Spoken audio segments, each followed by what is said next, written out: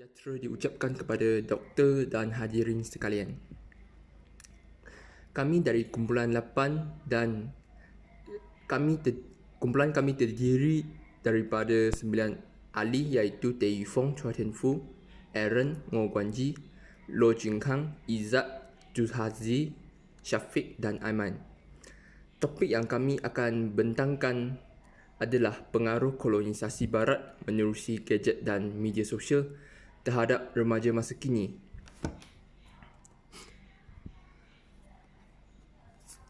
Sekarang saya akan bentangkan bahagian pengenalan. Maksud kolonisasi ialah sebuah negara melakukan penjajahan terhadap negara lain. Dan kolonisasi yang berlaku pada zaman ini ialah kolonisasi peralatan teknologi kerana ia sudah menjadi salah satu keperluan harian setiap orang. Bagi objektif kajian kami, kajian tentang pengaruh kolonisasi barat menerusi gadget dan media sosial ini dijalankan adalah untuk mencapai beberapa objektif kajian. Di sini terdapat 4 objektif kajian. Antaranya ialah yang pertama sekali, menghuraikan konsep kolonisasi atau lebih mudah untuk difahami konsep penjajahan dan menghubungkannya dengan teknologi terkini seperti gadget. Contohnya telefon bimbit, laptop, komputer dan sebagainya. Yang kedua, menerangkan pengaruh kolonisasi menerusi gadget terhadap remaja masa kini. Seterusnya, yang ketiga, menjelaskan kesan pengaruh kolonisasi terhadap akhlak remaja masa kini. Adakah kesan banyak kepada impak positif atau negatif kepada remaja pada masa kini? Dan yang terakhir, mengkaji tahap pengetahuan atau kefahaman dan kesedaran pelajar-pelajar UTHM. Okey, sekarang saya akan terangkan metodologi kajian kami. Kami telah mempunyai 3 metod. Yang pertama ialah kaedah soal selidik, iaitu kami telah membuat Google Form dan juga desain minimum 25 soalan yang berkaitan dengan tajuk kajian kami. Dan juga serahkan kepada pelajar UTHM melalui WhatsApp atau media sosial lain. Kami telah menetapkan 2 minggu untuk mengumpul respon. Teknik ini adalah senang untuk mendapat respon. Yang kedua ialah teknik statistik. Data yang kumpul dari Google Form itu akan dianalisis dengan menggunakan pengetahuan statistik. Sebagai contohnya 50% setuju dan juga 50% yang tidak setuju. Dengan menggunakan teknik ini, data kita dapat dianalisis dengan tepat. Jadi baiklah, nama saya Muhammad Izzat Syazwan bin Rozlin akan menerangkan tentang bagaimana konsep kolonisasi dan hubungannya masa kini. Okey, jadi pada awalnya kita haruslah memahami konsep kolonisasi itu sendiri, iaitu definisinya yang membawa kepada maksud proses menjadikan sesuatu tempat, wilayah atau negara sebagai koloni. Okey. Jadi ya, ini adalah maksud berdasarkan Dewan Bahasa dan Pustaka lah, iaitu proses tindakan perbuatan yang menjadikan suatu itu tempat ataupun wilayah jajahan. Jadi sebenarnya kolonisasi itu sendiri telah bermula sejak dahulu lagi di tanah Melayu, iaitu terbahagi pada 3 fasa penjajahan, iaitu Portugis, Belanda, British, dan ia memberi kesan mendalam ke atas keseluruhan sistem pemerintahan kerajaan Melayu. Tapi jika kita lihat pada zaman dahulunya, kita melihat bahawa kita memandang bahawa kolonisasi itu pengaruhnya terdapat di pensekuleran sistem pemerintahan, iaitu kita nampak efeknya itu adalah kepada urus tadbir negeri Melayu yang menggunakan sistem sekular daripada pihak dari aspek pentadbiran dan juga pemerintahan. Jadi seterusnya adalah tentang konsep kolonisasi pada masa kini. Jadi sebenarnya penjajahan barat pada masa kini sering dikaitkan dengan bentuk pemikiran dan budaya. Sebenarnya kolonisasi barat tidak terhenti pada tahun 1951 lagi. Ianya malah disambung dengan penjajahan kolonisasi dalam bentuk pemikiran dan budaya. Jadi seperti mana kita tahu, iaitu pengaruh kolonisasi barat ini sebenarnya barat ini sebenarnya menyebarkan pemikiran sekularisme terhadap negara bekas jajahan mereka, terutamanya di kawasan negara timur ataupun di Malaysia. Pengaruh budaya barat dari aspek sosial dan juga pergaulan. Okey. Jadi poin ni jelas yang menunjukkan bahawa bagaimana kolonisasi barat itu dia mempengaruhi dari aspek pemikiran dan budaya, kerana mereka sebenarnya mampu mempengaruhi anak muda generasi kita dari aspek sosial dan juga pergaulan.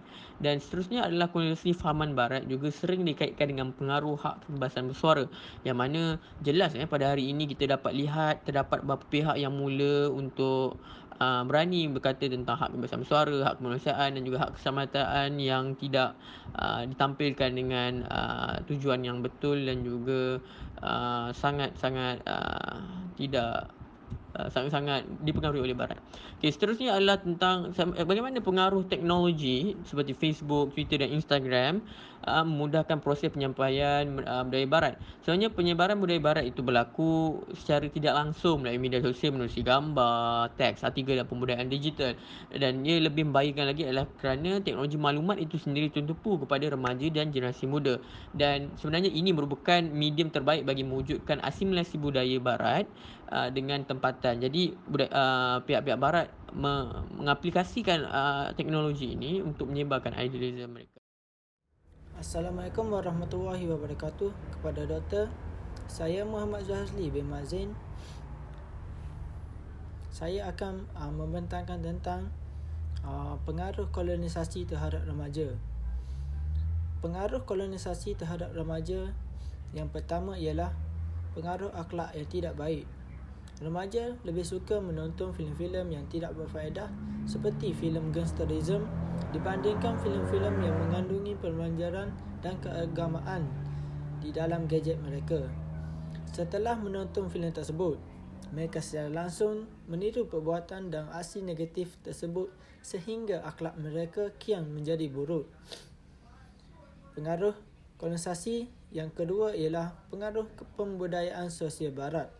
Contohnya, tayangan-tayangan filem barat dan Hindustan yang signifikan dengan unsur-unsur ketimuran yang sebati dalam jiwa masyarakat.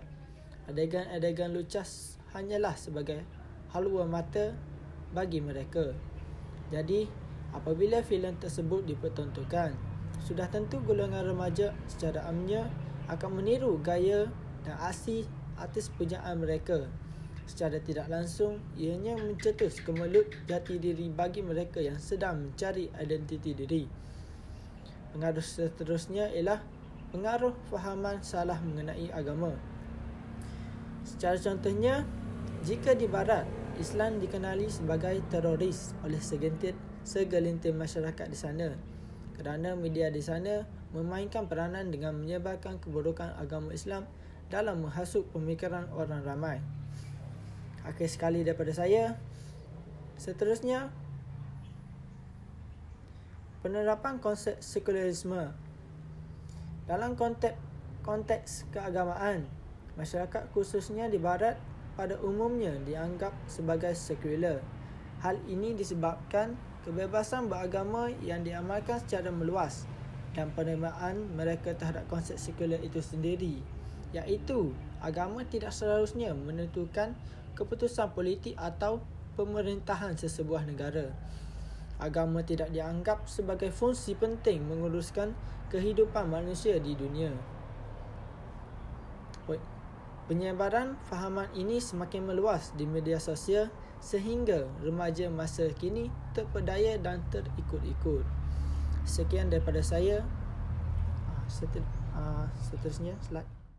Jadi seterusnya adalah saya ingin seterusnya adalah tentang kesan-kesan pengaruh kolonisasi menerusi gadget terhadap remaja masa kini. Jadi sebenarnya selepas kita mengetahui tentang bagaimana kolonisasi barat dari aspek macam mana kolonisasi barat dari perspektif pemikiran dan budaya itu berlaku, kita perlu tahu juga apakah kesan kepada anak-anak muda generasi kita pada hari ini. Jadi bila mana saya berkata tentang pengaruh dari aspek budaya, saya ingin menekankan tentang pengamalan budaya sosial barat itu sendiri. Jadi apabila sebenarnya remaja dan juga generasi muda pada hari ini sibuk dan juga leka dengan menggunakan media sosial. Jadi mereka sebenarnya terikut-ikut akan pengamalan budaya sosial barat. Kerana jika kita lihat TikTok, Facebook dan Instagram sendiri, konten dalam itu dia punya isi kandungan itu banyaknya datang daripada pengaruh-pengaruh cara budaya barat berkomunikasi, cara budaya barat bagaimana mereka bergaul dan sebagainya, dan ini sebenarnya secara tidak langsung mempengaruhi masyarakat generasi muda pada remaja kita. Jadi seterusnya adalah silangnya sifat hormat dan sopan santun. Ini saya tekankan kembali adalah satu benda yang sebenarnya kian hari kian dihakis dek kerana pembudayaan barat ini. Kerana seperti mana kita tahu, masyarakat Malaysia terkenal dengan sifat hormat dan menghormati dan juga sopan santun. Tapi apabila wujudnya aplikasi-aplikasi TikTok yang memaparkan tarian-tarian yang tidak sopan, satu-satu trend yang tidak baik, tidak sopan yang menjadi ikut-ikutan remaja pada hari ini. Jadi ini sebenarnya secara tak langsung boleh menghakis sifat hormat, sopan santun dan cara bercakapnya, cara menghormati orang tuanya. Sekali tidak langsung dia mampu menghakis dan membentuk peribadi masyarakat remaja yang tidak baik. Dan seterusnya adalah terpengaruh dengan pergerakan LGBT dan hak kebebasan bersuara. Jadi seperti mana yang kita tahu, saya nak tekankan di sinilah, bila mana bercakap tentang LGBT dan juga hak kebebasan bersuara ini, saya nak tekankan satu aplikasi media sosial yang sangat jelas iaitu di media sosial Twitter. Jika kita kaji semula, kita lihat semula, terdapat banyak kelab-kelab dan juga badan persatuan yang wujud di sebalik nama hak kebebasan bersuara, yang sebalik nama LGBT ini, dan agak mengejutkan apabila pengikut-pengikutnya terdiri daripada remaja-remaja Malaysia. Jadi sebenarnya perkara-perkara ini dipengaruhi oleh barat itu sendiri. Perkara-perkara LGBT ini sebenarnya merupakan satu ancaman sosial untuk negara Malaysia, yang sebenarnya saya lihat makin hari makin menjadi-jadi puak ini. Jadi secara jelas bahawa kolonisasi barat itu boleh dianggap hampir berjaya untuk menyebarkan idealism LGBT dan juga hak kebebasan bersuara ini. Jadi akhir sekali adalah terpengaruh dengan idealisme barat mengenai fahaman-fahaman salah tentang agama. Jadi seperti mana yang kita tahu, barat dengan idealismnya mengenai etis, mengenai bahawa sains sahaja merupakan ilmu yang benar dan agama sewajarnya mereka katakan tidak relevan. Jadi ini sangat jelas dengan pengaruh-pengaruh mereka melalui media sosial yang lain seperti Twitter, Instagram. Mereka memomokkan etism dan juga fahaman-fahaman salah tentang agama kepada rakyat Malaysia contohnya. Jadi kita dapat lihat ini adalah satu ancaman yang besar dan inilah kesannya terhadap remaja pada masa ini. Assalamualaikum warahmatullahi wabarakatuh. Saya Mustaqim Aiman bin Abdul Halim. Saya akan menerangkan tahap pengetahuan dan kesedaran pelajar UTHM terhadap pengaruh penjajahan barat menerusi gadget dan media sosial. Okey, di sebelah kiri ini menunjukkan bilangan pelajar yang telah menjawab Google Form kami. Okey, seramai 50 orang pelajar telah menjawab. Okey. Responden berdasarkan jantina pelajar iaitu lelaki dan perempuan. Okey, jadual tadi menunjukkan bilangan pelajar yang memberikan responden terhadap Google Form yang telah disediakan seramai 24 orang lelaki dan seramai 27 orang perempuan telah memberi responden terhadap pengaruh penjajahan barat menerusi gadget ini. Kebanyakan responden menyatakan mereka faham terhadap akan maksud kolonisasi, di mana kolonisasi ini bermaksud kepada pengembangan kekuasaan sesebuah negara terhadap negara lain. Okey, menunjukkan bahawa sebanyak 92.3% menyatakan ya, iaitu bersetuju, dan 7.7% sebagai tidak setuju kerana kurang memahami maksud kolonisasi tersebut. Okey, persoalan berkenaan dekolonisasi. Okey, menunjukkan peratus yang banyak iaitu daripada tanda persetujuan di mana para pelajar faham terhadap maksud dekolonisasi ini. Okey, iaitu Bagi persetujuan berkaitan persoalan ini ada sebanyak 84.6% dan tidak faham terhadap deklarasi ini adalah sebanyak 15%. Okay, deklarasi ini merupakan penjajahan iaitu merujuk kepada perbuatan pemansuhan kolonialisme. Okay. Kefahaman pelajar tentang maksud pengaruh Barat menerusi gadget-gadget atau teknologi canggih yang semakin berkembang maju ini. Okay. Responden daripada pelajar mengatakan bahawa mereka faham terhadap maksud pengaruh Barat menerusi gadget kerana peratus menunjukkan bahawa seramai 86.5% bersetuju dan hanya 15.4% tidak bersetuju. Okay, hal ini dikatakan demikian kerana ledakan teknologi moden telah memberikan impak yang amat besar terhadap kehidupan manusia masa kini. Okay, perkara sebegini akan menimbulkan kebimbangan kepada ibu bapa serta membentukkan imej masyarakat yang tidak bermoral akibat kesan daripada penjajahan Barat melalui gadget ini. Okay. Kesedaran pelajar-pelajar bahawa manusia pada masa kini kebanyakan yang terpengaruh dengan gadget-gadget. Okay. Seramai 86.5% responden daripada pelajar-pelajar menyetujui terhadap kesedaran mereka bahawa manusia pada masa kini kebanyakannya terpengaruh dengan gadget-gadget. Okay. Hal ini dikatakan demikian kerana terdapat banyaknya kejadian-kejadian yang telah berlaku akibat kesan bermain gadget. Okay. Selain itu, juga seramai 88.5% bersetuju bahawa mereka mengetahui kesan kolonisasi Barat ini terhadap manusia manakala ada yang tidak mengetahui tentang kesan tersebut. Okey. Perkembangan teknologi ini telah mengubah lanskap kehidupan manusia sejagat tanpa mengira peringkat umur. Okey. Hal ini dikatakan demikian kerana laporan keluarga Norton Online 2010 mendedahkan bahawa kanak-kanak di Malaysia menghabiskan masa melayari internet secara purata selama 19 jam seminggu. Di samping itu, kajian mendapati bahawa 9 daripada 10 kanak-kanak di Malaysia telah terdedah dengan pengalaman negatif semasa melayari internet. Selain itu, soalan adakah pengaruh kolonisasi ini akan mempengaruhi perpaduan pelajar ini telah mendapat 67.3% persetujuan dan 32.7% tidak bersetuju. Okey, pengaruh kolonisasi ini akan memberi kesan terhadap kehidupan pelajar. Okey, sebanyak 92.3% mempersetujui dan 7.7% tidak bersetujui.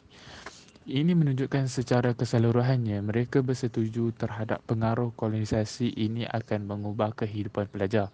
Okay, selanjutnya berkenaan soalan adakah kolonial Barat memberi faedah kepada pelajar.